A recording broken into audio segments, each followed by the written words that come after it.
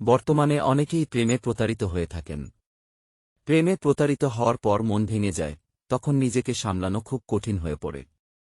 এসব ঘটনা থেকে শিক্ষা নিয়ে সামনে এগিয়ে যাওয়ার নামই জীবন। সবচেয়ে খারাপ অভিজ্ঞতাটি হয়তো বদলে দেবে আপনাকে, ভাবতে সাহায্য করবে নতুন করে।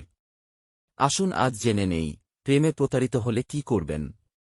প্রথমে স্বীকার করুন আপনি যাকে ভালোবেসেছিলেন তিনি বিশ্বাসঘাতকতা করে চলে গিয়েছে। তাই নিজেকে দুঃখ কষ্ট না দিয়ে বরং ইতিবাচকভাবে জীবনে পরিবর্তন আনুন। ওই ভণ্ড প্রেমিক বা প্রেমিকার সঙ্গে সব ছবি মুছে ফেলুন। চ্যাটিং মুছে ফেলুন। দেওয়া উপহার নষ্ট করে ফেলুন বা রাস্তার ফকিরকে দিয়ে দিন। নিজেকে ব্যস্ত রাখুন, পরিবারের সঙ্গে সময় কাটান। বন্ধুবান্ধবদের সাথে সময় কাটান।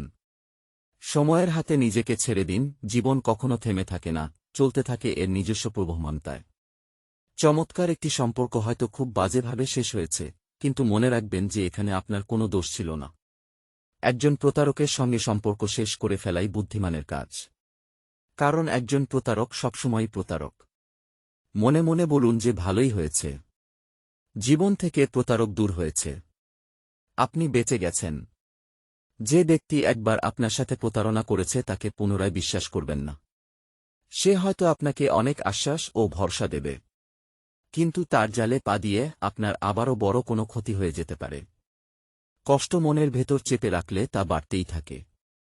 আপনজনের সাথে নিজের জীবনের সবথেকে কষ্টের অংশ ভাগাভাগি করে নিন।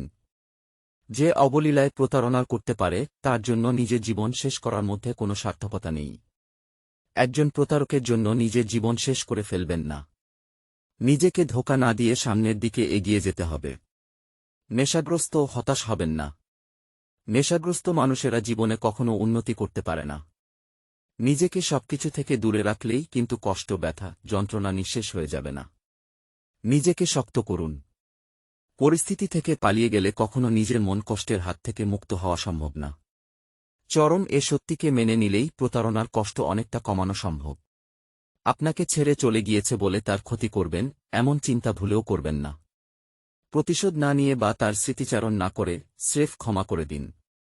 কঠিন হলেও একবার যদি মন থেকে ক্ষমা করা যায়, তবে দেখবেন আপনার কষ্টের ভার অনেকটাই লাঘব হয়ে গেছে। যদি মন থেকে ক্ষমা করতে না পারেন, ব্যস্ত থাকার চেষ্টা করুন। মেডিটেশন শুরু করুন, যা আপনাকে অবসাদ দূরে সাহায্য করতে পারে। ইউটিউবে মোটিভেশনাল স্পিচ শুনতে পারেন। নাটক, সিনেমা, ছবির প্রদর্শনী দেখতে যান। নতুন কিছু করুন। শিখুন। আনন্দময় জিনিস শেখার মধ্য দিয়ে কষ্ট আর ব্যথা ভুলে গিয়ে জীবনের স্বাদ আবারও অনুভব করতে শুরু করবেন। নিজেকেই প্রতিজ্ঞা করুন, যে চলে গেছে সে আমার ভালোবাসার যোগ্য ছিল না। তাই নিজেকে ভালো রাখতে সবসময় খুশি থাকুন। প্রেমে প্রতারিত হয়েছেন বলে নিজেকে গুটিয়ে রাখবেন না। মনে রাখবেন, আপনি একা নন, অনেকেই জীবনে এমন কঠিন পরিস্থিতির সম্মুখীন হয়েছেন। কখনো একজন মানুষের সঙ্গে আরেকজনের তুলনা করবেন না। কেউ আপনার সঙ্গে প্রতারণা করেছে, তার মানে এই নয় যে সবাই প্রতারক। অনেকেই প্রতিশোধ নেয়ার জন্য কিংবা সময় কাটানোর জন্য অন্য আরেকজনের সাথে সম্পর্ক গড়ে তোলে। এই ভুল করা একদমই উচিত না।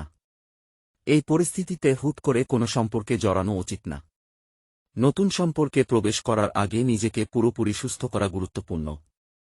আপনাকে শ্রদ্ধা ও ভালোবাসা দিতে পারে এমন অনেকেই আছে, প্রয়োজন শুধু বিশ্বাস ধরে রাখা। যদি মানসিকভাবে অতিরিক্ত চাপ অনুভব করেন, তবে একজন মনস্তাত্ত্বিক বা কাউন্সিলরের সহায়তা নিতে পারেন। মানুষ মাত্রই ভুল, ভুল থেকে শিক্ষা নিয়ে সামনে এগিয়ে যান। আপনার জন্য অপেক্ষা করছে চমৎকার একটি ভবিষ্যৎ। মনে রাখবেন যে প্রতারিত হওয়া মানে আপনি মূল্যহীন নন, এবং এতে আপনার ব্যক্তিত্ব বা মূল্যমান কমে না। সময়ের সাথে সাথে এই কষ্ট কাটিয়ে উঠবেন।